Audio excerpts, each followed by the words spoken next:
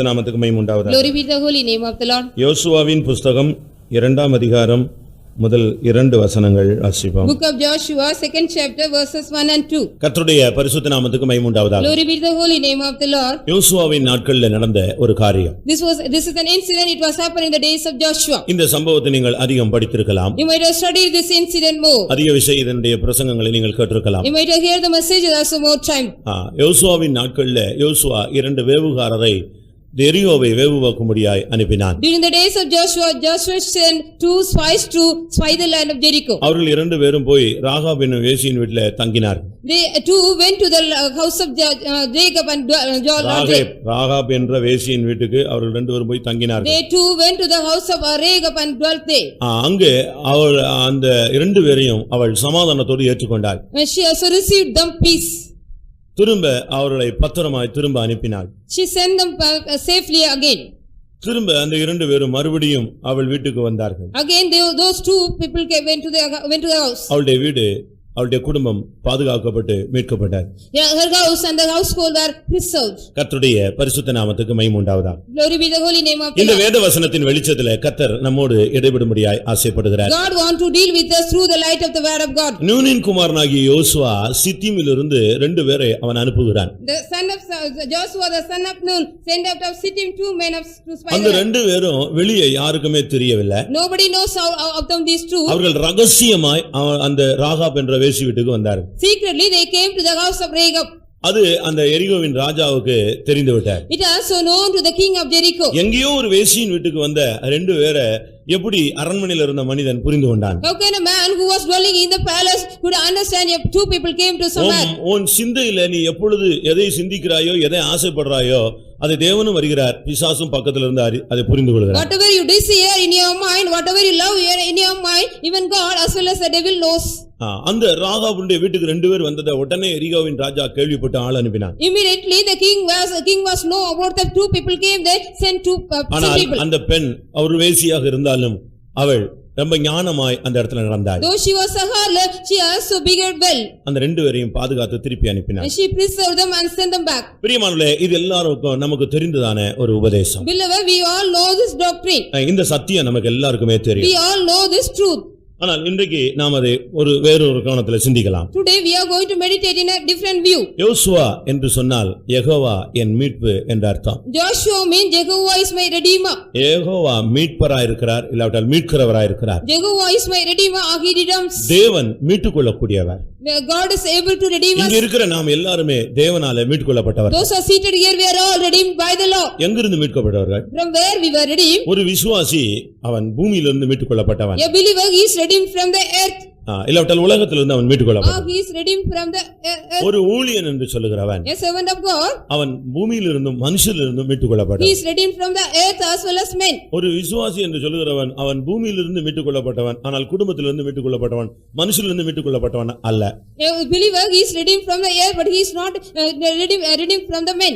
வெளிப்படுத்தல் 14ஆம் அதிகாரத்துல அந்த சீயோனில் இருக்கக்கூடிய ஊழியர்களை குறித்து வேதம் சொல்லும் பொழுது இவர்கள் பூமியிலிருந்து மனுஷரிலிருந்தும் மீட்டுக்கொள்ளப்பட்டவர்கள். In Revelation 14 chapter it is said about the servants of God stand in Zion, they are redeemed from the earth as well as from men. தேவனுக்கு ஒரு பெயர் உண்டு, மீட்பர்.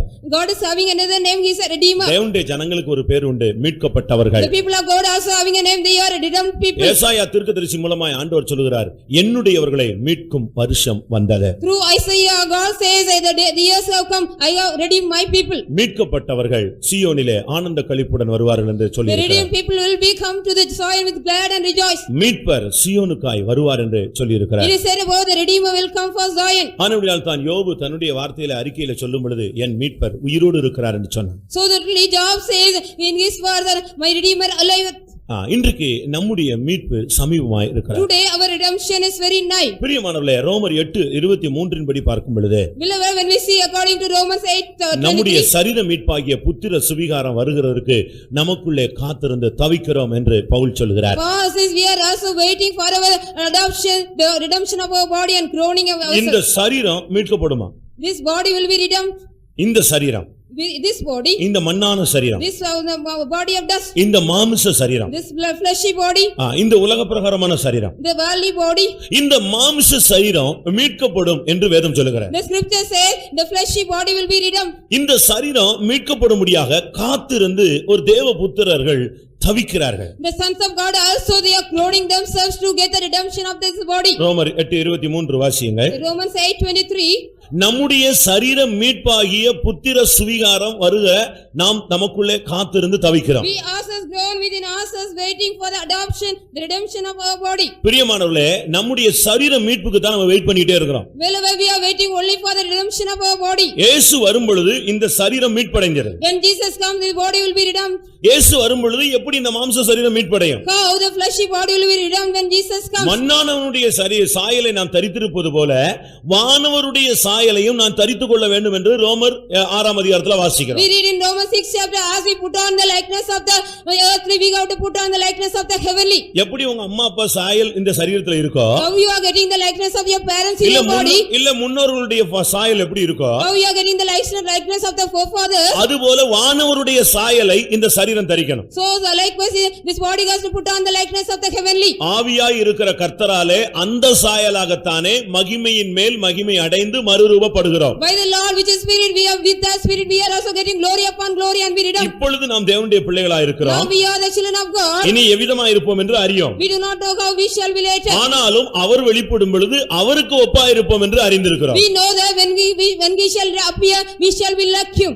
இந்த மாம்ச சரீரம் எப்படி மீட்கப்படும்? How this fleshy body will be redeemed? இது ஒரு மனிதன் சொல்லுகிறான், என் தாய் என்னை பாவத்திலே கற்பந்தரித்தாள். One man said, my mother has conceived me in sin. அதே மனுஷன் சொல்றான், நான் துர்க்குணத்திலே உருவானேன்னு சொல்லுகிறான். The same man said, I was also created in the பாவத்திலே iniquity. கற்பந்தரிக்கப்பட்ட இந்த சரீரம், துர்க்குணத்தில் உருவான இந்த சரீரம் எப்படி மறுரூபப்படும்? How this body is it which was also conceived in sin and created in iniquity, how it will be redeemed? எப்படி இந்த சரீரத்துக்கு மீட்பு உண்டா? How the body will be get the redemption? Rahab எப்படி மீட்கப்பட்டாள்? How Rahab was redeemed? ராகாப்னா அவளுக்கு பல அர்த்தம் இருக்கு.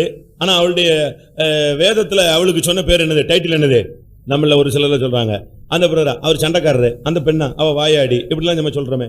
The Rahab has so many meanings as we say some fighter. பழைய ஏற்பாட்டுல அவளுடைய வாழ்க்கையில வேசித்தனம் இருந்தது. In the Old Testament in her life there was fornication. அவ ரட்சிக்கப்பட்டு விடுதலை கிடைச்சு எல்லாம் கிடைச்சது. ஆனா புதிய ஏற்பாட்டுல யாக்கோபு சொல்றான், யா ராகாப் என்ன வேசின்னு சொல்றான். She also received everything and after getting the salvation in the New Testament James says she was a Rahab the harlot. எபிரேய நிருபக்காரன் 11ஆம் அதிகாரத்துல சொல்றான், ராகாப் என்ன வேசின்னு The சொல்றான். Hebrew also he says the Rahab the harlot. ஏன்னா ராகாப்னா தெரிய மாட்டேங்குது, யார் சொன்னாலும் தெரியுது. நீ செஞ்ச தப்பு உன்னை பின்தொடர்ந்து வந்துகிட்டே தான் இருக்கு. Whatever the sin which you do, it will go on follow you. உனக்கு அந்த டைட்டில் தான் வந்துட்டே இருக்கு. Only the title will follow back of you. சண்டைக்காரன், The fighter, முரட்டாட்டம், he's a stubborn எது person. சொன்னாலும் கேட்க மாட்டான். Whatever we say he will not hear. இப்படிப்பட்ட டைட்டில் உனக்கு இருக்கான்னு பாரு. Do you see such kind of title? Do you have it? ராகாப்னு சொன்னால ராகாப்னு போடாம எப்படி போட்டு வருது? It's not simply said நம்ம Rahab. படிச்ச உடனே டாக்டர்னா டிஆர் போட்டுறோம், இன்ஜினியர்னா இஆர் போட்டுறோம், After studying we doctor means ப்ரொஃபசர்னா DR, engineer means பிஆர்ஓஎஃப் னு போடுறோம். ஒவ்வொன்றுக்கும் ஒன்னு சைடுல போடுறீங்களா designation. some designation also given for each and everything. அதே மாதிரி ராகாப் அப்படினா போட்டு சைடுல என்ன இருக்கும்? So what is the title Rahab? அப்படி என்ன இருக்கும்? பக்கத்துல ஏசி. That is scarlet. எவ்வளவு கொடுமையான ஒரு உச்சரிப்பு. What a cruel pronunciation. உன்னுடைய புத்தி மாறாத வரைக்கும் இந்த பேரு மாறவே மாறாது. Till your mind is not changed, this name also. ஒரு காலத்துல இப்படி இருந்தாரு, இப்ப மாறிட்டாருன்னு உன்னை பத்தி சொல்லணும். Somebody has to say once upon a time he was like that, now they have changed. இப்படிப்பட்ட ஜீவியத்துல தோல்வி உள்ள ஒரு பெண்ணுடைய சரீரம் எப்படி மீட்கப்படும்? How a body of a woman she had a failure in her life will be redeemed. வேசித்தனமும் விபச்சாரமும் சரீரத்து சம்பந்தப்பட்டது. The fornication, adultery are related to the body.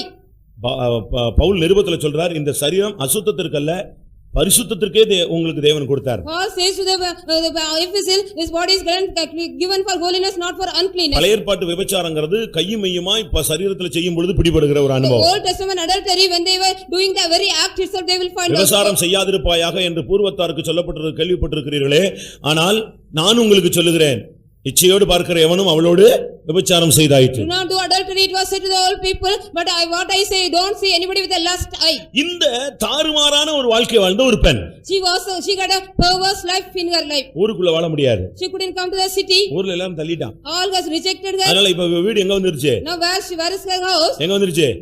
மதில்ல வந்து உட்கார்ந்துட்டா. She was on the wall. அவளுடைய குடும்பத்துக்கும் அவ தெரியும் இவ மோசமானவன். Her family also know she was a immoral lady. அவ இருக்கிற சபைக்கும் தெரியும் அவ The மோசமானவன். church also know she is an immoral lady. ஆனா இவளுடைய சரீரம் மீட்கப்பட்டது. But this body of this woman was redeemed. ராகாப்னா என்ன அர்த்தம்? What is the meaning of Rahab? மூணு அர்த்தம் இருக்கு. There are three meanings. உலக பிரகாரமா அவளுடைய ஜீவியத்தில் உள்ள செயல்பாடுகள் வேசியாய் அவளை வெளிப்படுத்தினது.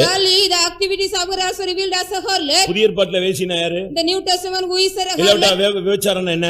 What is the fornication in the New Testament? யாரோ ஒரு பெண்ணை பத்தி பேசுறாரு பாஸ்டர் அப்படி நினைக்கிறியா? Do you think a pastor is speaking about some woman? உன்னை பத்தி பைபிள் என்ன சொல்லுது? What does the Bible says என்னை regarding பத்தி you? பைபிள் என்ன சொல்லுது? What the Bible say about me? உலக ஸ்நேகத்துக்குள்ள ஒருத்தன் போனா அவன் வேசின்னு வேதம் சொல்லுகிறார். If any man go into the love of the world, he is a adulterer. இயேசுவே நான் உம்மை மாத்திரம் நேசிப்பேன் ஞானசானத்துல வந்துட்டு இப்போ உலகத்துக்கு பின்னால ஓடுறியே நீதான் விபச்சாரின்னு சொல்லி யாக்கோபு 4:4 சொல்லுகிறார். James 4:4 says you are the adulterer and adulterer because after when you are taking the baptism you said Lord Jesus I will only love you and going back of the world and loving now. யாக்கோபு 4:4 என்ன சொல்லுகிறது? What does James 4:4 say? விபசாரிகளே இந்த பைபிள்ல பேசுறார். The Bible speaks adulterer and adulteress. ஏன்? Why? உலக ஸ்நேகம் தேவனுக்கு விரோதமான பகை. Because the love of the world is enmity against God. உலகத்தை சிநேகிக்கிற ஒவ்வொருவனும் ஜீவியத்துல தோல்வி உள்ள ஒரு மனுஷன். So those who are loving the world, everybody they are having failure in their life. ஒரு காலத்துல ஒண்ணுமே வேண்டாம்னு சொல்லிட்டு இப்ப எல்லாத்தையும் தூக்கி மாட்டிட்டு அலையறியே நீதான் உலக ஸ்நேகத்துல சிக்கின ஒரு ஆள். Once upon a time you said I don't need anything, now everything you are wearing and putting and coming here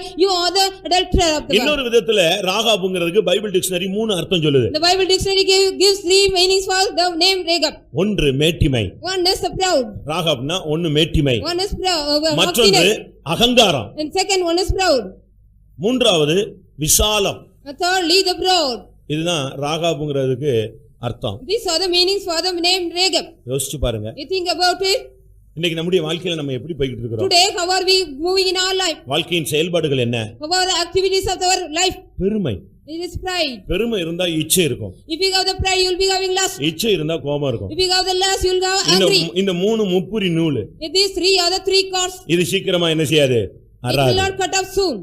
இச்சை இருந்தா பெருமை இருக்கும். If you have the lust, you will be having pride. பெருமை இருந்தா கோபம் இருக்கும். If you have the pride, you will be having இந்த anger. மூணுல ஏதாவது ஒண்ணுதான் இருக்கு நானு அப்படினு சொன்னீனா அந்த ரெண்டு ஒண்ணு பின்னால தொங்கிட்டு இருக்குன்னு If you have only one thing means other two are also hanging back of you. அது உன்னோடு இணைந்து செயல்படும். It also join with you and activate to you. ஏன் கோபம் வருது? Why do you get anger? உன்னை தாழ்த்தும் போது தான கோபம் வருது. When you humble yourself, you உன்னை are getting தாழ்த்த முடியலன்னு தான உனக்கு கோபம் வருது. Because you cannot humble yourself, you are getting anger. உன்னை கொஞ்சம் குறைச்சு பேசும்போது தான உனக்கு அந்த கோபம் வந்துருது. When somebody talk about you while you are getting anger. அப்ப உனக்குள்ள இருக்கிற பெருமை இந்த கோபத்தின் மூலமா ரிலீஸ் ஆகி வெளிய வருது. Because the pride which is in you through the anger it comes out. ஏன் உனக்கு கோபம் வருது? Why do you get anger? உன்னுடைய ஆசைகள் நிறைவேறாத பொழுது உன்னுடைய தேவைகள் சந்திக்கப்படாத பொழுது தான் உனக்கு கோபம் வருது. Because your desires are not met and the needs are not met, you are getting the anger. அதனால பெருமை ஒரு பிசாசின் தந்திரமான தாக்குதல். The pride is the cunning attack of the devil. அதனால தான் இந்த சரீரத்துல கூட பெருமை இருக்க கூடாதுன்னு சொல்லி தான் நாம் இந்த சரீரத்தை தாழ்மைக்கு கொண்டு வர வெறுமையாக்குகிறோம். So we are making ourselves empty to bring our body into the humiliated state to we should not have any pride in that. நான் சொல்ற பாயிண்ட் புரியுதா? Do you understand the point which I இந்த said? சரீரத்துல கூட உனக்கு பெருமை இருக்க கூடாதுன்னா இந்த சரீரத்தை உபதேசம் என்கிறதான பிரதிஷ்டை என்கிற தன்மையில வெறுமையாக்குகிறோம். We are making empty because this body should not have any pride with the gospel and doctrine of that. முடியில கூட உனக்கு பெருமை இருக்க கூடாது. You should not have any pride in your hair. அதனால தான் முடிய பின்னாம என்ன செய்றாங்க? மாத்துறாங்க. So they are not plaiting the hair and changing. ஆண்கள் முடிய ஹர்லிங் பண்ண கூடாதுன்னு தான் அதை கட் பண்ண சொல்லியிருக்காரு. So the male people they should not curl their hair. மீசையில கூட உனக்கு பெருமை வந்துற கூடாது. You should not get any pride in your mustache. அந்த ராபோஜன கப்ப கொடுத்தா ரசம் எல்லாம் மீசையில அப்படியே முங்கிட்டு. If we give that the communion cup the winers go and dip in the இத பாத்துக்கிட்டே இருக்கிற விசுவாசி அப்படியே கப்ப திருப்புறான் அடுத்து. the next believer also just changing the cup. ஏன்? Why? அதுல உனக்கு ஒரு தாழ்மை வரணும். You need a humbleness in that. உனக்கு இருக்கிற அந்த வேகம் குறையிறதுக்கு தான் இத எடுக்க சொல்றேன். This shows the speed of you should decrease. உன்னுடைய சரீரம் தாழ்மைப்படணும். Your body should be humiliated. ஏன் கலர் போடுறது இல்ல? Why we are not putting any color there? நம்ம விட்டுறோம். We are leaving everything. உன்னுடைய சரீரத்தை தாழ்மைப்படுத்து. You have to humiliate your body and humble your body. அடுத்து விசாலம். That is next broad. மத்தேயுல என்ன சொல்லப்பட்டிருக்கிறது? What it is said in Matthew 7 அதிகாரம் 13 வசனமா 18 13 வசனத்துல 7:30. கேட்டுக்கு போகிற வழி விரிவும் விசாலமா இருக்கிறார். The wide and broad is the way to the destruction. அவளுக்கு எந்த கேள்வியும் யார் என்ன சொன்னாலும் அவளுக்கு அதை பத்தி கவலையே கிடையாது. He never mind whatever he say, anybody say ஒரு anything. பெண் பாவம் செஞ்சிட்டான்னா கூச்சப்படுவா, வெட்கப்படுவா, தலை காட்டுறதுக்கு யோசிப்பா. ஆனா இப்ப பாத்தீங்கன்னா சமுதாயத்துல அவங்க எல்லாம் 100 பேர் சேர்ந்து எங்களுக்கு அங்கீகாரம் வழங்க வேண்டும்னு போராட்டத்துக்கு வந்துட்டாங்கல்ல. If a woman does a mistake means she will also get shame. She will not come to the society nowadays. They want to show themselves in the society and come forward. எங்களை recognise பண்ணு அப்படிங்கறான். You recognize us, they are saying. அதுபோல சபையிலும் கூட இவ்வளவு தவறும் செஞ்சுட்டு எனக்கு ராபோஜனம் கொடுக்கறானே அவன் தான் அந்த group. That is the group. Even the church they are doing some mistake and they are asking for communion. கேட்டுக்கு போகிற வழி விரிவும் விசாலமா இருக்கு. The way to the destruction is wide and broad. அதனால தான் ராகாபுக்கு அந்த அர்த்தம் கொடுக்கப்பட்டது. So thirdly Jacob was given this meaning. மூன்றாவது அகங்காரம். Thirdly haughtiness. அது ஒரு அகங்காரம் தான். உங்களுக்கு அதுக்கு விளக்கம் உங்களுக்கு தெரியுமா? எல்லாருக்கும் இருக்கிறதுனால தெரியும். Everybody are having it, so you know that. அந்த அகங்காரத்தை நீங்க சின்ன பிள்ளைகளுக்கு கூட பார்க்கலாம். Even in the small children we can find that. அது கூட அந்த வேகம் இருக்கும். Even the small children they will be having the speed. அந்த வேகம் குறையாம இருக்கும். The speed will not be decreased at all. அந்த ஜென்ம சுபாவம். The sensual character. உங்களாலேயே நீங்களும் அதுல தான் வளர்ந்து வந்தீங்க. ஆனா பட் உங்களாலேயே அவன் பிள்ளை என்ன செய்ய முடியல? 3 வயசு பிள்ளைய கண்ட்ரோல் பண்ண முடியலையா? You cannot control your 3 years old child because you are also grown up in that same manner. அதே ஸ்பீட்ல இருக்கான். The same speed they are too. சாப்பிட மாட்டேன்னு 3 வயசுலயே முடிவு பண்ணி உட்கார்ந்துட்டு இருக்கான் பிள்ளை. They very stubborn. I will not eat in the 3 years old and very stubborn. இவனை சரிப்படுத்த முடியலன்னு இவங்க அப்பா சொல்றாரு. அப்ப இவரு அப்படி எப்படி இருந்திருப்பாரு? The father says I cannot correct him how he would be later earlier. வானத்துல இருந்து ஒண்ணும் சக்தி வர்றது இல்ல. உனக்குள்ள இருக்கிற ஜென்ம சுபாவம் தான் எங்க வருது? வெளியே வருது. No power will come from heaven, only the sensual will from you. இப்படி மேட்டிமையும் அகங்காரமும் விசாலமும் வேசித்தனமும் உள்ள ஒரு பெண் மீட்கப்பட்டாள். Like a woman, she was having the proudness and haughtiness and she had a harlot nature, she was redeemed. இந்த மார்க்கம் பாவியை நீதிமானாக்குகிறமாக்கும். This religion makes a sin as a holy man. எவ்வளவு ஒரு பாவியாக இருந்தாலும் அந்த சரீரத்துல இருந்து அவனுடைய பாவத்தை எடுத்து அதை சிலுவையில அறைந்து அதை கொன்று அதிலிருந்து உள்ள ஜீவனை அழித்து கிறிஸ்துவின் சிருஷ்டிப்பாய் அவனை மாற்றுகிறார். God is also making him as a creation of Christ after taking the sin from him and destroyed on the cross. கிறிஸ்துவுக்கு முன் 1450 வருடங்களுக்கு முன்னாக வாழ்ந்த ஆள் தான் இந்த Rahab. BC for about 1450 she was lived this day. அந்த காலத்துல வாழ்ந்த ஒரு பெண் எப்படி மீட்கப்பட்டாள்? How did the woman she was lived on those days redeemed. இந்த யோசுவா 2 பேரை அனுப்பினான். This Joshua sent 2 men. யோசுவான்னு சொன்னா யெகோவா மீட்பர் என்று சொன்னேன். Joshua means Jehovah is my redeemer. அந்த யோசுவா 2 பேரை அனுப்பினான். Joshua sent 2 men. அந்த 2 பேரும் வந்து இந்த ராகாபுடைய வீட்ல தங்கினாங்க. These 2 men came and lodged in the house of Rahab. இத யாக்கோபு 2:25ல பார்க்கும் பொழுது when we see in James 2:25 இங்க வேவுகாரர் ரகசியமாய் வந்தார்கள்னு சொல்லி இருக்கு. it is said about they came secretly the spies. யாக்கோபுல 2 தூதர்கள் வந்தார்கள்னு சொல்லி இருக்கு. James says 2 messenger came. யார் இந்த தூதர்கள்னா ஏஞ்சல்ஸ் ன்னு எடுக்கலாம், மெசஞ்சர் எப்படி எடுங்க பரவாயில்ல. இந்த 2 தூதர்கள் இந்த ஸ்பை யார்? Two are the 2 angels, the spies. ஒவ்வொரு மனிதனுக்குள்ளும் அனுப்பப்பட்ட ஆவியும் ஆத்துமாவும். And the spirit and soul sent to each and everybody. இந்த 2 பேரும் ஏன் வந்தாங்க? Why these 2 men came? இந்த 2 பேரும் எதற்காக தேவன் நமக்குள்ள அனுப்பி இருக்கார்? Why God has sent these 2 person in us? எப்போ ஒருத்தன் செத்து ஆவி போயிடுச்சு அவன் செத்து போயிட்டான். அதோட அந்த சரீரத்துக்கு செயல் இல்ல, மதிப்பு இல்ல, விலை இல்ல.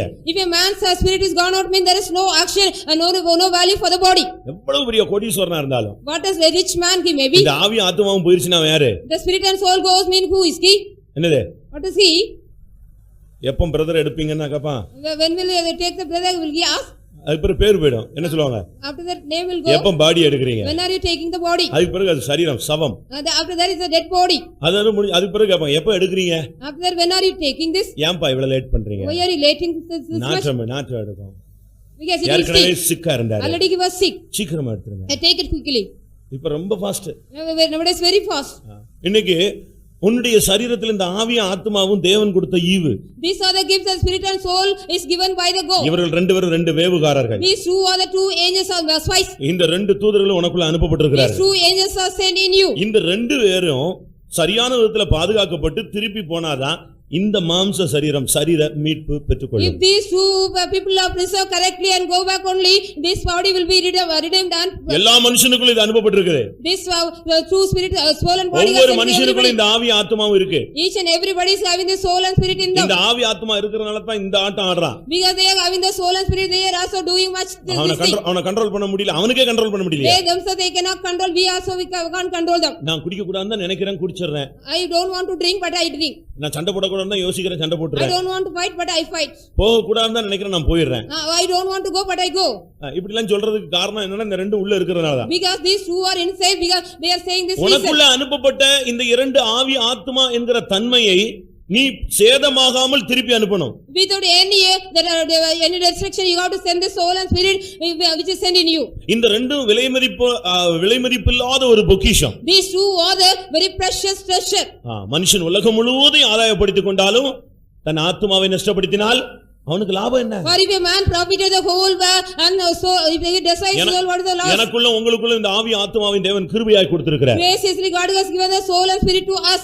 அம்மா அப்பாவுக்கு உலகத்துல உருவாக்க முடிந்தது சரீரம் தான். அதுக்கு பிறகு ஜீவனை என்ன செய்ய முடியாது, யாரும் கொடுக்கவும் முடியாது, எடுக்கவும் முடியாது. The parents are only they can create the body, they cannot give the life or take the life. இந்த சரீரமும் பாவத்துல கற்பம் தரிச்சதுனால எல்லா பாவமும் செய்ய ஆரம்பிக்குது. Because the body also considers it also does all the sins. பாவத்துக்கு விசாலமான வழியை திறந்து வச்சிரறோம். We are also opening the sins to the doorway. அந்த ஜென்ம சுபாவம் நமக்குள்ள வந்துருது. The sensual character also comes in us. நம்ம கட்டுப்படுத்த முடியாம நம்முடைய சுபாவங்கள் மாறுது. Because we cannot even control our character also change. இந்த சரீரத்தை மறுரூபப்படுத்த கர்த்தர் நமக்குள்ள தெய்வீகமாய் மீட்பை கொடுக்க ஆவி ஆத்மா என்ற பொக்கிஷத்தை கொடுத்திருக்கிறார். God has also given the treasure like the spirit and soul to redeem this body. ஆண்டவர் இதுக்கு ஆவி ஆத்மாவை கொடுத்து இதை மறுரூபப்படுத்த மீட்படைய வைக்க போகிறார். God is going to redeem this body by giving the soul and spirit. இந்த ஆவி ஆத்மா இந்த ரெண்டு ஸ்பையும் உள்ள வந்த உடனே எரிகோவின் ராஜா வந்துட்டான்.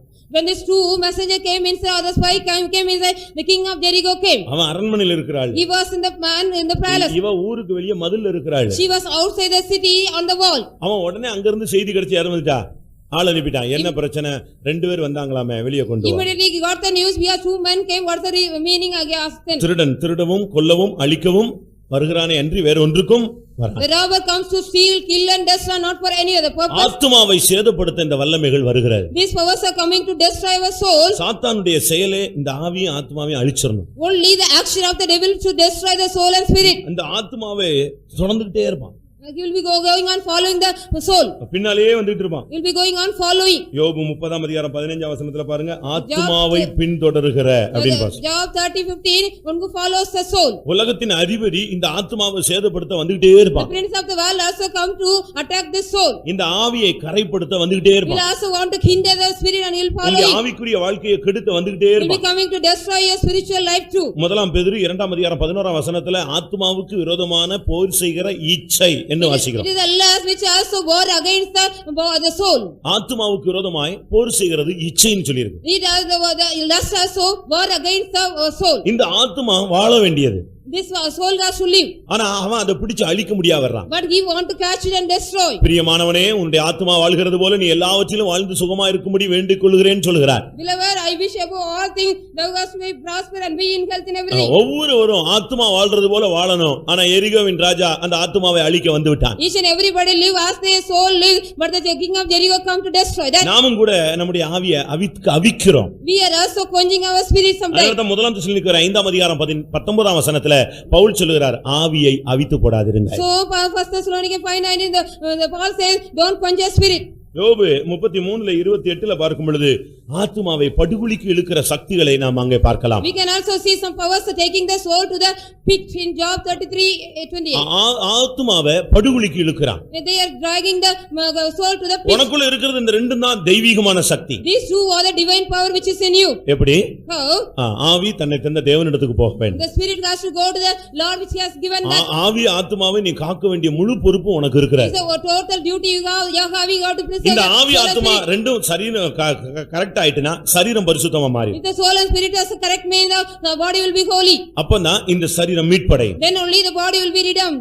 ஆவி ஆத்மா சரீரம் இயேசு கிறிஸ்து வரும் பொழுது குற்றமற்றதாய் காக்கப்படுவதாக. The soul, spirit and body should be preserved blameless when Jesus Christ comes. இந்த ஆவியும் ஆத்மாவும் ஜெயமா நீ திருப்பி அனுப்பணும். You have to send this soul and spirit victoriously back. இவன் வந்துட்டான். He came. இவன் வந்த உடனே அவள் அந்த ரெண்டு பேரையும் ஒளித்து வைத்தாள். She hidden them when they நல்லா புரிஞ்சுக்கோங்க, உங்க ஆத்துமாவுக்கும் உங்களுடைய ஆவிக்கும் நீங்க தான் உத்தரவாதி. You all understand, you are responsible for your soul and spirit. யார் மேலயாவது பழியை போட்டு தப்பிரலாம்னு நினைச்சிராதீங்க. Don't want to escape by saying the blame others. எந்த விசுவாசி மேல பழியை போட்டாலும் நீ தப்ப முடியாது. If you blame any other believer, you cannot எந்த escape. ஊழியக்காரர் மேல பழியை போட்டாலும் நீ தப்ப முடியாது. If you blame any servant of God, you cannot உன் escape. குடும்பத்துல உள்ளவங்க மேலயே நீ பழி போட்டாலும் தப்ப முடியாது. If you blame your own household, you cannot உன்னுடைய escape. ஆத்துமாவுக்கு நீதான் பொறுப்பாளி. You are the responsibility person for your soul. பாருங்க, அந்த ஒரு சாதாரண ஒரு வேசித்தனமான வாழ்க்கை வாழ்ந்த பெண்ணை தேடி ராஜா ஆள் அனுப்புறான், அந்த ரெண்டு பேரையும் ஒப்புவி. You committed to men which come to you, the ordinary woman, she was sent by the உன்னுடைய king. ஆவி ஆத்துமாவை கரைப்படுத்த உலகம் போராடி கொண்டே இருக்கும். The world also striving to spot your soul and spirit. நீங்க இந்த பிரசங்கத்துக்கு சரியா செவி கொடுத்து உங்களுடைய ஆவி ஆத்துமாவை பாதுகாத்தீங்கன்னா உங்களுடைய சரீரமும் பாதுகாக்கப்படும், மீட்கப்படும். If you also hear the message well and preserve your soul and spirit, your body will be preserved and redeemed. இவ என்ன செய்தார்? What did she do? அவங்க ரெண்டு பேரையும் ஒளித்து வைத்தார். She hidden these two men. அவங்க சொன்னா வந்தது உண்மைதான், பட் அவங்க இப்ப இல்லன்னு சொல்லிட்டாங்க. But she said it is true, there two men came now, but now they are not here. இது ஒரு சாதாரண கிறிஸ்தவ வாழ்க்கை. This is an ordinary Christian life. ஆவி ஆத்துமாவை நாம் ஒளித்து வைக்கிறது, நமக்குள்ள மறைத்து வைப்பது. Hiding our spirit and soul in us. இதனால ஒரு சரீரம் மீட்கப்படாது. Because of this, our body will not be redeemed. அடுத்து அவ என்ன செய்தார்? Next, what she did? யோசுவா 2 அதிகாரம் 6 வசனத்துல வரும்பொழுது Joshua 2:6. அவள் அந்த ரெண்டு பேரையும் அவள் மறைத்து வைத்த இடத்தை பாருங்க. See the place where she has hidden them. நீ ஆவி ஆத்மா நான் ரட்சிக்கப்பட்டேன்னு சொல்லிட்டு இருந்தா பிரயோஜனம் கிடையாது. It is no use of that. After you saved, now you are saved. நான் பெண்டிகாஸ்ட் சர்ச்சில் ஒரு மெம்பர் அப்படினு சொல்றதுல பெரிய சாக்கியம் கிடையாது. It is not a great achievement. You are saying I am a believer of Pentecostal church. இதன் அடிப்படையில பரலோகத்துல இடமே கிடையாது. There is no place in the heaven regarding on the basis of this. எத்தனை வருஷம் நீ வந்தங்கறதெல்லாம் பேச்சே கிடையாது. There is no speech about how many years you have come here. உனக்குள்ள இருக்கிற ஆவி ஆத்மாவையும் நீ மறைத்து வைக்க வேண்டிய இடம் என்ன? Where is the place you have to hide your soul and spirit? அவர்களை வீட்டின் மேல் ஏற பண்ணினாள். She made them to go up to the roof of the வீட்டின் மேல் பரப்பப்பட்ட சணல் தட்டைகளுக்குள்ளே ஒளித்து வைத்தாள். She hidden them in the stock of the flax. சணல் தட்டை எதை காண்பிக்கிறது? What is the stock of flax? அது ஒரு அனல் உள்ள ஒரு அனுபவம். It is an experience of fire experience. அவ வீட்டு மேல இந்த சணல் தட்டையை போட்டு வச்சிருந்தா. She had also on the roof the stocks of flax. அதுக்குள்ள போய் ஒளித்து வைத்தாள். She hidden them in that. உன்னுடைய ஆவியில நீ எப்பொழுதும் அனலா இருப்பதை காண்பிக்கிறார். It shows your spirit should be always உன்னுடைய fire. ஆவியில நீ எப்பொழுதும் அனலா இருக்கணும். You should be always fire in your spirit. அபிஷேகத்துல ரெண்டு பகுதி இருக்கு. There are two portions of the anointing. ஒன்று பரிசுத்தாவின் அபிஷேகம். One is the anointing of the Holy Spirit. மற்றொன்று அக்கினியினால் உள்ள அபிஷேகம். Next one is the anointing of the fire. இதைத்தான் மத்தேயு எழுதின சுவிசேஷத்துல இயேசு பேசும் பொழுது, So when Jesus speaks in Matthew the gospel, யோவான் சாணன் பேசும் பொழுது, when John the Baptist speaks, எனக்கு பின் வருகிறவர் என்னிலும் பெரியவர். one who comes back of me is greater than அவருடைய me. பாதரட்சையில் வாரை அவளுக்கு நான் பாத்திரன் I அல்ல. am not worthy to lose his latchet. எனக்கு பின் வருகிற நான் உங்களுக்கு ஜலத்தினால் ஞானஸ்நானம் I கொடுத்தேன். am baptizing you with water. எனக்கு பின் வருகிறவர் One who comes back me, உங்களுக்கு பரிசுத்த ஆவியினாலும் அக்கினினாலும் ஞானஸ்நானம் will கொடுத்தார். also baptize you with the Holy Ghost and fire. ஒருவேளை நீ பாவத்தை அறியாத காலங்கள்ல 14 வயசுல சண்டே ஸ்கூல்ல நீ அபிஷேகம் பெற்றேன்னு சொல்லிட்டு இதை வச்சு நீ பரலோகம் போயிரான்னு நினைச்சிட கூடாது. இப்போ உன் லைஃப் எப்படி இருக்குன்னு நீ பார்க்கணும். You see how is your life now? You cannot go to heaven because at the age of 14 you also received the Holy Spirit. இந்த ரெண்டு பேரையும் கொண்டு போய் ஒளித்து வைத்தாய். She hid these two men inside. சரியான ஒரு அனல் உள்ள ஒரு இடம். A right the fiery place. அந்த சணல் தட்டைகளுக்குள்ள போய் ஒளித்து வச்சிட்டா. She had hidden them in the stock of flax. ஆவியிலே நீ எப்பொழுதும் அனலா இருப்பதை காண்பிக்கிறாய். It shows you have to be fervent in your spirit always. வெளிப்படுத்தல் 3:15 என்ன சொல்லுகிறது? What is the Revelation 3:15 ஒன்று says? நீ ஆவியில அனலா இரு இல்ல குளிராயிரு. Either you be hot in your spirit or be cold. அப்போஸ்தலர் 18 அதிகாரத்துல பார்க்கும் பொழுது, When we see in Acts of Apostles 18, 25 வசனத்துல அப்பல்லோ ஆவியிலே அனல் உள்ள ஒரு மனுஷன். Apollo was a man who had a fervent in spirit. அபிஷேகம் பெற்ற ஒரு மனிதன் எப்படி அனல் உள்ளவனாய் மாற முடியும்? So a man anointed, he became a fiery man. ஆவியினாலே உள்ள வரங்களை பெறும் பொழுது அவன் அனல் உள்ளவனாய் மாறுகிறான். When he get all the gifts of the anointing, he will also become a man of fire. அபிஷேகத்து வரங்கள் வரும் பொழுது அவன் அனல் உள்ளவனாய் மாறுகிறான். He also get a fervent in spirit when he get a gift. 2 தீமோத்தேயு 1 அதிகாரம் 6 வசனத்துல நீங்கள் இதை பார்க்கலாம். You can see in 2 Timothy 1. உன்னுடைய வரங்களை அனல் மூட்டி எழுப்பி விடும்படி உனக்கு நினைப்பூட்டுகிறேன். I remember you got to stir up your gift. அதனால உனக்குள்ள அனுப்பப்பட்ட ஆவியும் ஆத்மாவையும் நீ சணல் தட்டையிலுக்குள்ள அனலுக்குள்ள வைத்து நீ பாதுகாக்கணும். So you have to preserve your soul and spirit which is sent, and you have to keep in the flax stock of flax and preserve. அதுக்கு குளிர் அடிச்சிர கூடாது. You should not be cold. அதுக்கு வெதுவெதுப்பா You மாறிட should கூடாது. not be warm. நீ எப்பொழுதும் ஆவியிலும் ஆத்துமாவிலும் அனல் உள்ளவனா இருக்க வேண்டும். You should be always stir up your gift in spirit and soul. நீ ஒரு அக்னியா இருக்கணும். You should be a fire அப்பனா man. அக்னிமயமான சோதனைகளை நீ கடந்து போக Then முடியும். only you can also pass through the fiery temptation. இன்னைக்கு எத்தனை பேர் உங்களுடைய ஆத்துமாவையும் ஆவியையும் நீங்கள் பாதுகாக்கிறீர்கள்? How many of you today preserve your soul and spirit? கரைதிரை இல்லாமல் நீங்கள் அதை பாதுகாக்க வேண்டும். You have to preserve it without spot or wrinkle. குற்றமற்றதாய் நீ You பாதுகாக்க have to வேண்டும். preserve that without any blame. இந்த பெண் என்ன செய்தா? What this woman did. அந்த ரெண்டு பேரையும் போய் அங்க ஒளித்து And வைத்துட்டு she was hidden them with the two men there. இவங்க கிட்ட பேச ஆரம்பிச்சா. She started talking to them. எங்களை நீங்க எப்படி பாதுகாப்பீங்க? How will you preserve us? அவங்க சொன்னாங்க, They said, எங்க ரெண்டு பேரையும் நீ கரெக்டா அனுப்பிட்டீனா if you send them safely back, சேதமாகாதவள் என்ன செய்யணும்? எங்க ரெண்டு பேரையும் வெளிய அனுப்பணும். if you send them safely out, எங்க ரெண்டு பேருக்கு எந்த பாதிப்பு வந்தாலும் உங்களுடைய உயிருக்கு உங்களுடைய சரீரத்துக்கு வாழ்க்கைக்கு நாங்க என்ன கிடையாது, உத்தரவாதி கிடையாது. we are not responsible if you bring any destruction to us. நாங்க ரெண்டு பேரும் உயிரோடு நாங்கள் திரும்பி போனால், If we go alive and safely go back, திரும்ப வரும்பொழுது உன்னை என்ன செய்வாங்க? when we come back, what we will do? மீட்டு. We will redeem you. இதுதான் பெண்டிகாஸ்ட் உபதேசம். This is the doctrine of Pentecost. இதுதான் நம்முடைய உபதேசம். This is our doctrine. இந்த ஆவியும் ஆத்துமாவையும் நீ சேதமாகாம, தீட்டுப்படாம, நஷ்டப்படாம, எந்த விதமான பாதிப்பும் இல்லாம அனலாய் நீ அனுப்பினால் அவங்க திரும்பி வரும்பொழுது உனக்கு என்ன கிடைக்கும்? இந்த மாம்ச சரீரம் மீட்படையும். If you send this spirit, soul and body without any defile, without spoil, safely back, when they come back, the body will be redeemed. நாங்கள் திரும்பி சரியான விதத்துல போனால், If we go back correctly and safely, வாசிங்க 14ஆம் வசனம் பாருங்க. எங்கள் ஜீவனே உங்கள் ஜீவனுக்கு ஈடு. our life for yours.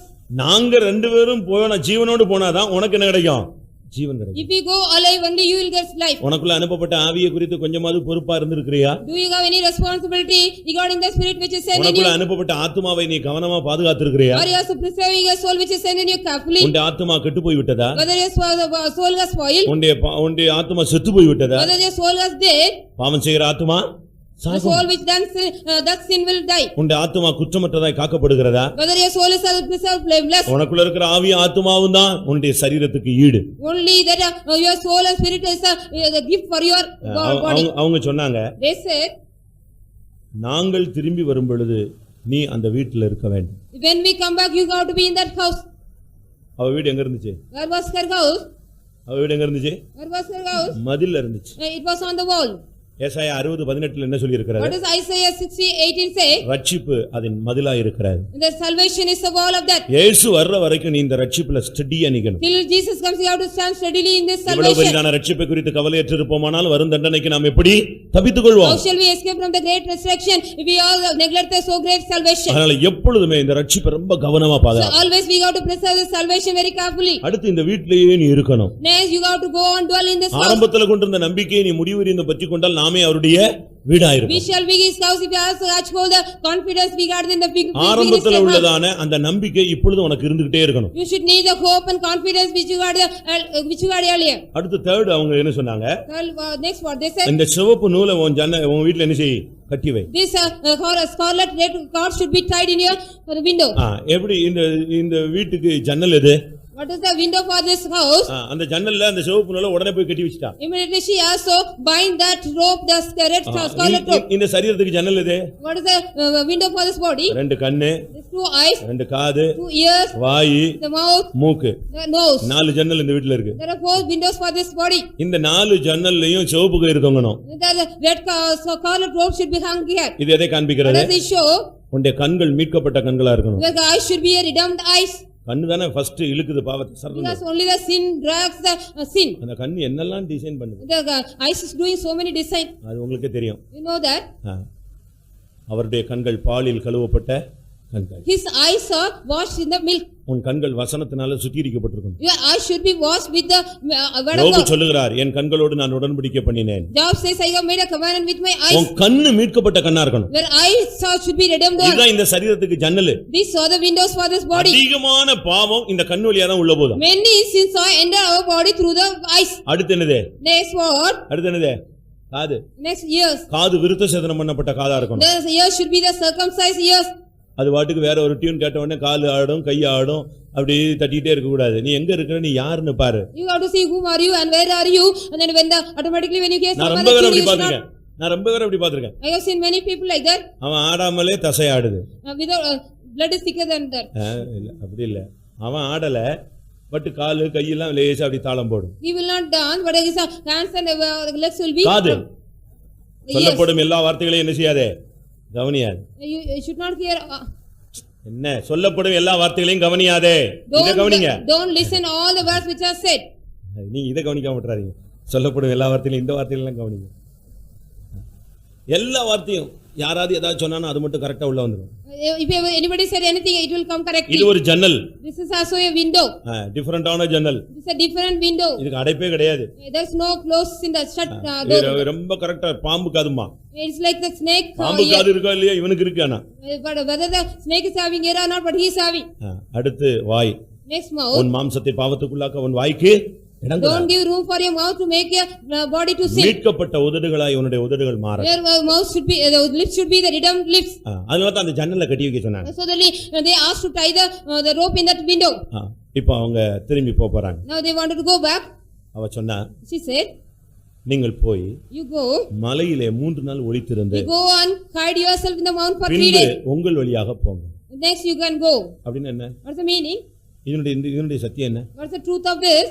இதனுடைய சத்தியம் என்ன? What's the truth of this? யாக்கோபு 2:25 வாசிங்க. James 2:25. வேறு வழியாய் அனுப்பிவிட்ட போது அவள் கிரியைகளினால் அல்லவோ அவள் நீதி உள்ளவளாக ஆக்கப்பட்டாள். She made us justified by works. இந்த ஆவியும் ஆத்மாவையும் அவ வேறு வழியா திருப்பி அனுப்புனாளா? She sent the spirit and soul in another way. அது என்ன வழி? What is that way? அது என்ன வழி? What is that way? நீங்கள் போய் மலையிலே ஒளித்திருந்து எத்தனை நாள் ஒளித்திருக்க சொன்னா? 3 நாள். Go and hide in the mountain for 3 days. 3 நாள் ஒளித்திருந்து நீங்க திரும்பி போங்க. You hide there for 3 days and go back. 3 நாள் பூமியில இருந்தது யாரு? Who was in the earth for 3 days? யாரு? ஆண்டவராகிய இயேசு. Lord Jesus Christ. அவர் எந்த வழியா வெளியே வந்தாரு? In which way he came out? அவர் கடைபிடித்த ஒரு வழி என்ன? What was the way he followed? உயிர்த்தெழுதல். The resurrection. அப்படிதானே? Isn't it? இயேசு உயிரோடு எழுந்தார். 3 நாள் அவர் கழித்து அவர் உயிரோடு எழுந்தார். After 3 days Jesus raised up. இதுதான் வேறு வழி. This is another way. நம்முடைய ஜீவியத்துல நம்முடைய ஆவியும் ஆத்மாவும் உயிர்த்தெழக்கூடிய வழியில அது என்ன செய்யணும்? போகணும் மேல. In our life, our body, soul and spirit should go in the way it has to be resurrected. இன்னைக்கு செத்துறோம். Today we are dying. சாயங்காலம் அடக்கம் இல்ல நாளை காலையில அடக்கம். Today evening or tomorrow morning the burial service. சரீரம் மண்ணுக்குள்ள போயிருது. The body will go to the earth. பெரிய பெரிய பாஸ்டர்ஸ்லாம் வந்து அடக்கம் பண்றாங்க. The great pastors will come and bury. ஆனா இந்த சரீரம் இந்த ஆவியும் ஆத்மாவும் உயிர்த்தெழுதலுக்கு ஏற்றவனமாய் போய் சேரலனா இது எங்க வராது? இந்த சரீரத்துக்கு உயிர்த்தெழுதல். Unless the spirit and soul go regarding to the redemption, it will not come. The body will not be redeemed. 16ஆம் வசனத்துல அவள் சொல்றா, நீங்கள் மலையிலே போய் அவர்கள் திரும்பி வரும் மட்டும் அங்கே 3 நாள் ஒளித்திருந்து பின்பு உங்கள் வழியே போங்க. You go and when they come, the pursuers come back, go and hide there and go in your way. இயேசு வழி. Jesus is the way. அவர் இந்த சத்தியத்துக்கு இந்த வழியில வர்ற ஜனங்களுக்கு அவர் ஒரு சத்தியம். He is a truth, those who come in this way. இந்த சத்தியத்தை பின்பற்றுகிற ஜனங்களுக்கு அவர் உயிர்த்தெழுதலின் ஜீவன். He is a life of resurrection, those are following the truth. அந்த 3 நாள் ஒளித்திருந்து வேறு வழியாய் அவர்களை அனுப்பிவிட்டார். After the hide there 3 days, another way they were sent. அவங்க சொன்னாங்க, நாங்க திரும்பி வந்து உன்னை மீட்டுக் கொள்வோம். They said, we will come back and redeem you. ஒரு வேசி, A harlot, ஒரு பெருமையான ஒரு பெண், a proud woman. சமுதாயத்துல புறக்கணிக்கப்பட்டு ஊரை விட்டு வெளியே வந்து வாழ்ந்த பெண். The society, she was rejected and came out of the city and dwelt. அகங்காரமான ஒரு பெண். She was a haughty woman. பாவத்தில் விசாலமான வழியில போய் கொண்டிருந்த ஒரு She பெண். was going in the broad way of the sin of her life. இந்த 2 பேரையும் பாதுகாத்து And she preserved these two. சேதமாகாமல் சணத்தட்டைக்குள்ள வைத்து Without any destruction, she also kept another stock of flax. அவர்களிடத்திலிருந்து அந்த சிவப்பு நூலை வாங்கி கொண்டு After getting the red color scarlet from than them, வீட்டிலே உடனே அதை கட்டி வைத்து immediately she bind it in her house. அவர்களை வேறு வழியாய் அனுப்பினபடினால் Because she sent her in another way. அவள் கீழ்ப்படியாதவர்களோட சேதமாகாதிருந்தாள். She was not perished with them, those who are not believe. Bible சொல்லுது, The Bible says, இந்த ராகாபின் சந்ததியிலே இயேசு பிறந்தார். Jesus born in the generation of Rahab. மத்தேயு 1:5 நீங்க பாத்தீங்கன்னா இந்த ராகாப் தேவனுடைய சந்ததிக்குள்ள வந்துடுறான். This Rahab come in the seed of, she comes in the genealogy of the Lord. யார் இந்த ராகாப்? உள்ள வந்துட்டா, சபைக்குள்ள வந்தாச்சு. She came to the church. பாருங்க, யாரையும் நீங்க தவறா விளங்கிக் கொள்ள கூடாது. You shouldn't understand anybody wrongly. நம்முடைய அநேகருடைய பாவம் வெளியரங்கமாகாத அப்படினால நம்ம பரிசுத்தவான்கள் என்று எண்ணிக்கொண்டிருக்கிறோம், காட்டிக் கொண்டிருக்கிறோம். We are also showing and thinking we are also very holy. ஒரு சிலருடைய பாவங்கள் வெளியான அப்படினால அவங்க குற்றவாளிகளை போல தென்படுகிறார்கள். Many people they are thinking like an accusers because their sins are out. அதனால அவர்கள் குற்றவாளிகளும் நாம் பரிசுத்தவான்களும் அல்ல. We are not the holy people, they are not sinners. கர்த்தருடைய இரக்கத்துல நம்ம எல்லாரும் நின்று கொண்டிருக்கிறோம். We are standing in the mercy of God. நமக்குள்ள இந்த ரெண்டு தன்மை அனுப்பப்பட்டிருக்கிறது. These two kinds of nature sustained in இந்த us. ரெண்டு வல்லமையும் சேதமாகாம திரும்பி போனா அது திரும்பி வரும்பொழுது இயேசு வரும்பொழுது நாம் எல்லாரும் நிச்சயப்படுவோம். When these two powers without any restriction go back and when Jesus இந்த ரெண்டுல ஏதாவது ஒண்ணு அடிபட்டுடுச்சுனா முடிஞ்சு போயிடுச்சு. If one thing of this two will attack means our இந்த redemption. ஆவியோ ஆத்துமாவோ சேதமாயிருச்சுனா முடிஞ்சு போயிடுச்சு. If the soul or either spirit is attacked அவங்க means சொன்னாங்க எங்கள் ஜீவனே உன்னுடைய ஜீவனுக்கு ஈடு. our life is yours, they said. அவ உடனே தான் வீட்ல உள்ள எல்லாரையும் கொண்டு வந்து வீட்ல உட்கார வச்சிட்டா. Immediately she brought everybody of the household and kept. யோசுவா சொல்றாரு Joshua said, அந்த பெண்ணுடைய வீட்ல இருக்கிற எல்லாரையும் வெளியே பாதுகாப்பா கொண்டு வாங்க. bring everybody from the house of the woman safely. எவ்வளவு பெரிய ஒரு ஆச்சரியம். What a great wonder. எரிகோவின் மதிலெல்லாம் இடிஞ்சு விழுந்துச்சு. இவ இருந்த வீடு மட்டும் என்ன செய்யல? இடிஞ்சு விழல. The whole Jericho city was broken down, but her house was not அவர்கள் broken. அந்த வீட்டில ஏறி போய் அந்த வீட்ல உள்ள எல்லாரையும் பத்திரமாய் கொண்டு வந்து இஸ்ரவேல்ல நடுவுல குடியேற்றி விட்டார். They also brought everybody from their house and made them to dwell among Israel. வாழ்க்கையே மாறி போனது. The life was totally changed. யோசுவா 6:22 அந்த வார்த்தையை நீங்க பார்க்கலாம். You can see in Joshua 6:22. அங்கே அவள் இந்நாள் மட்டும் இருக்கிறாள். Even today till now she is there. அவளுடைய சந்ததியே சபையில ஐக்கியமாய் The generation is also God. அந்த ஆவியும் ஆத்மாவும் பாதுகாக்க வேண்டிய முழு பொறுப்பும் நம்முடைய கரத்துல இருக்கு. It's our total duty. We have to preserve the soul and spirit. இந்த ரெண்டு வல்லமையும் நீ பாதுகாத்து அனுப்புனாதான் உனக்கு மீட்பு. If you send the two soul and spirit and preserve and send it, இந்த ரெண்டையும் பாதுகாக்காம இருந்து நீ அலட்சியப்படுத்தி இத கெடுத்துட்டேனா உனக்கு மீட்பு கிடையாது. If you despise it and also spoil it, you don't have any redemption for you. இயேசு கிறிஸ்து வரும்பொழுது உங்கள் ஆவி ஆத்மா சரீரம் குற்றமற்றதாய் காக்கப்படுவதாக. When Jesus Christ comes, your body, soul and spirit should be ஆவி ஆத்மா தெய்வீகமா இருந்தாதான் இந்த சரீரத்திலே ஒரு பெரிய விடுதலை ஜெயமான ஒரு வாழ்க்கை நீ வாழ முடியும். So bodies are also divine one. We can also live a divine life in the body. இந்த சரீரம் மீட்படைய வேண்டியது. This body has to be redeemed. இது மண்ணுல போனாலும் அது மீட்படையும். Though it has go into the earth, it has to be redeemed. இது மீட்புக்காக நியமிக்கப்பட்ட ஒரு சரீரம். This is a body appointed for the redemption. அழுகி போயிருச்சுன்னு சொன்னாங்க. லாசருவை கர்த்தர் உயிர்ப்பித்து காண்பித்தார். Even they said it is stinking and also Lazarus God resurrect raised. எல்லாரும் ஒரு விஷயம் கண்களை மூடலாமா? Let us shall we all close our eyes. நமக்குள்ள இருக்கிற ஆவி ஆத்மாவை குறித்து நம்முடைய சிந்தை எப்படி இருக்கிறது? How is our mind regarding the soul and spirit in us? இத குறித்து பொறுப்பற்றவர்களா நாம் இருக்க கூடாது. We should not be without any responsibility regarding that. கர்த்தர் கிருபையாய் ஒரு ரட்சிப்பு கொடுத்தார். God has graciously given us salvation. ஒரு அபிஷேகத்தை கொடுத்தார். God has given us an anointing. உன்னிடத்தில் ஒப்புவிக்கப்பட்ட அந்த நற்பொருளை நீ காத்துக்கொள். You got to preserve the good thing which is committed in உன்னை you. சுத்தவானாய் காத்துக்கொள். You preserve yourself as a pure man.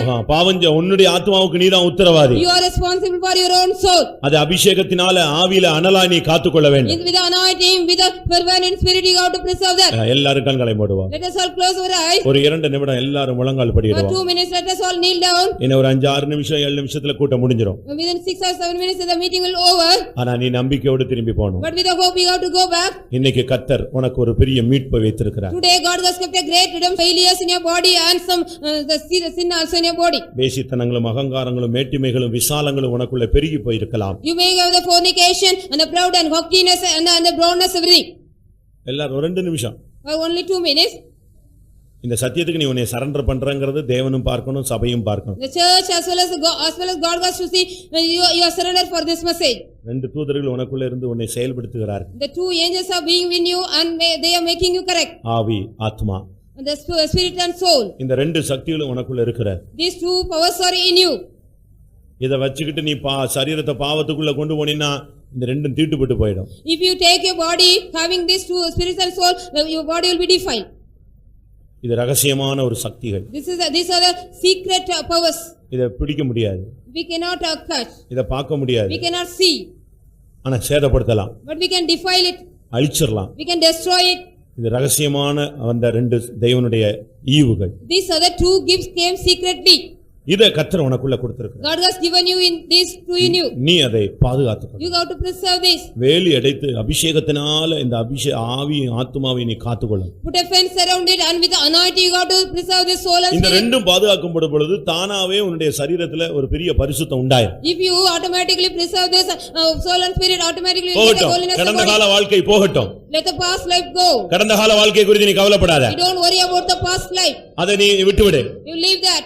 அதனால உனக்கு ஒரு நன்மை இல்ல, ஒரு மேன்மை இல்ல. There is no greatness or excellency in that. அதனால உன்னுடைய மனதுல தான் துக்கங்களும் வேதனைகளும் குற்றங்களும் அதிகமா பெருகி போய்விட்டது. Only there is pain and agony in your heart much there. இன்றைக்கு உன்னுடைய சரீரத்தை மீட்கும்படியாய் கர்த்தர் ஒரு அபிஷேகத்தை உனக்கு தரட்டும். Today let God give you an anointing to redeem your body. உன்னுடைய ஆவியில ஒரு அனல் உண்டாகட்டும். Let there be a fire in your உன்னுடைய ஆத்துமாவில ஒரு உயிர்ப்பித்தல் உண்டாகட்டும். There will be a quickness and a revival in உன்னுடைய your soul. சரீரத்துல மாமிசம் செத்து ஆவி உயிர்ப்பிக்கட்டும். In your body let the spirit be quickened.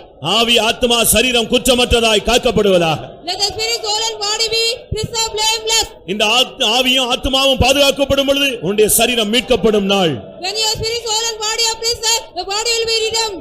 கர்த்தர் இந்த சரீரத்தை மீட்கும்படியாக உனக்கு பரிசுத்த ஆவியை முத்திரையாய் கொடுத்திருக்கிறார். God has given us the Holy Spirit as a seal to redeem this body.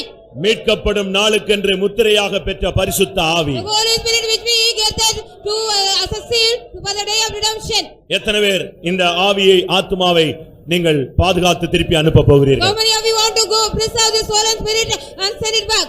இல்லாவிட்டால் எத்தனை பேர் உங்களுக்குள்ளேயே பாதுகாப்பாய் அதை வைத்து நீங்கள் மூடி காக்க போகிறீர்கள்? How many of you are going to keep yourself and conceal it safely in you? அவள் சணல் தட்டைகளுக்குள்ளே மூடி வைத்தார். She hidden them in the stock of flax. 3 நாள் ஒளித்திருந்து உங்களுடைய வழியிலே போங்கள் என்று சொன்னார். For 3 days you guide yourself and go in your decision. நமக்கு ஒரு உயிர்த்தெழுதல் உண்டு. We are having a resurrection. அந்த நம்பிக்கையில் தான் நாம் போய் கொண்டிருக்கிறோம். We are going in that. என் மீட்பர் உயிரோடு இருக்கிறார். My redeemer alive.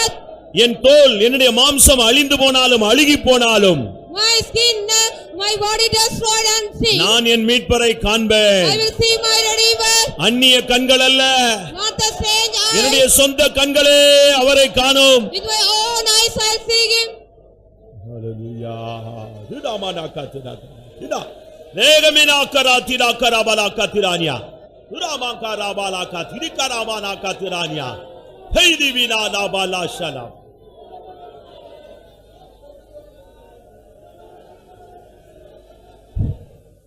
இனிமேல் காலம் செல்லாது, இனி நாட்கள் இல்லை. உன்னுடைய வாழ்க்கையில் கொடுக்கப்பட்ட கொஞ்ச நாட்களிலே பரிசுத்தமாய் உன்னுடைய சரீரத்தை பாதுகாத்துக்கொள். அது தேவனுடைய ஆலயம், பரிசுத்தாவினால் முத்திரிக்கப்பட்ட சரீரம். அபிஷேகத்தில் அனல் உள்ளவர்களாய் மாறுங்கள். ஒரு அக்கினி அபிஷேகம் உள்ளவர்களாய் மாறுங்கள். ஆத்துமா அறிவில்லாதிருப்பது மனுஷனுக்கு நல்லதல்ல, அது உயிர்ப்பிக்கப்படட்டும். ஆமென். இயேசு வரும் பொழுது இந்த சரீரம் மீட்படைய வேண்டும். ஆமென். எல்லாரும் ஒரு அபிஷேகத்தோடு திரும்பி செல்லுங்கள். ஆமென். இது ஒரு சணல் தட்டை உள்ள ஒரு இடமாய் மாறட்டும், ஒரு அக்கினி அபிஷேகம் உள்ள ஸ்தலமாய் மாறட்டும். ஹல்லேலூயா, ஹல்லேலூயா. கர்த்தர் ஒரு வல்லமை உனக்கு தரட்டும். ஆவி ஆத்மா சரீரம் கரைதிரை இல்லாததாய் மாறட்டும். மாம்சத்தால் கரைப்பட்ட எல்லாவற்றையும் ஒதுக்கி தள்ளுங்கள்.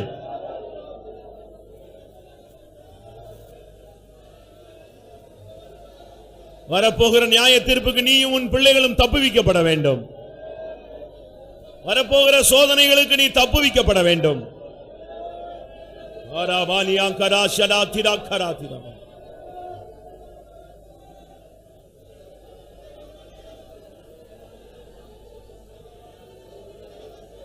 എന്റെ ദേഹവും ദേഹിയും ആത്മാവും ഏൽപ്പിക്കുന്നേ നാഥാ.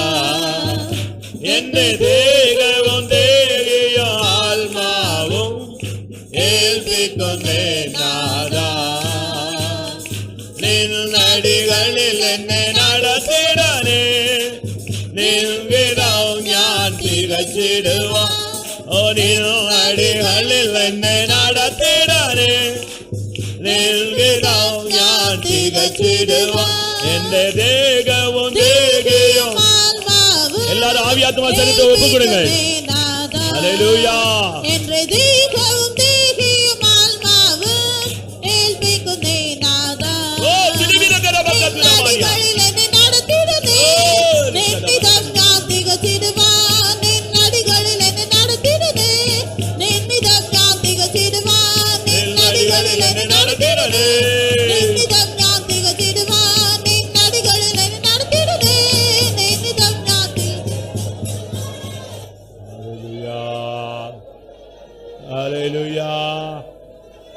அல்லேலூயா.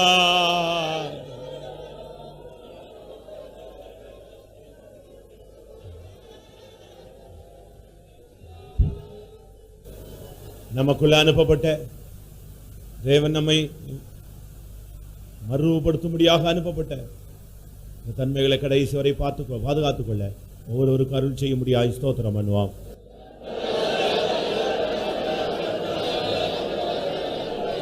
நம்முடைய சரீர மீட்பு அடைய கர்த்தர் நமக்கு கொடுத்த ஆலோசனைகளுக்கு ஸ்தோத்திரம் பண்ணுவோம். இயேசுவின் வருகையை குறித்த ஒரு ஏக்கத்தையும் ஒரு தாகத்தையும் கர்த்தர் நமக்குள்ள ஒரு தவிப்பையும் கட்டளையிட்டு கொண்டு வருகிறபடினால ஸ்தோத்திரம் பண்ணுவோம். இயேசு வரும் பொழுது மறுரூபமடைய ஒவ்வொருவருக்கும் அருள் செய்ய முடியாது. ஸ்தோத்திரம் பண்ணுவோம். பிதா குமாரன் பரிசுத்த ஆவியானவருக்கு ஸ்தோத்திரம் பண்ணுவோம். எல்லா துதி கனமையுமே அவருக்கு செலுத்தி ஸ்தோத்திரம் பண்ணுவோம்.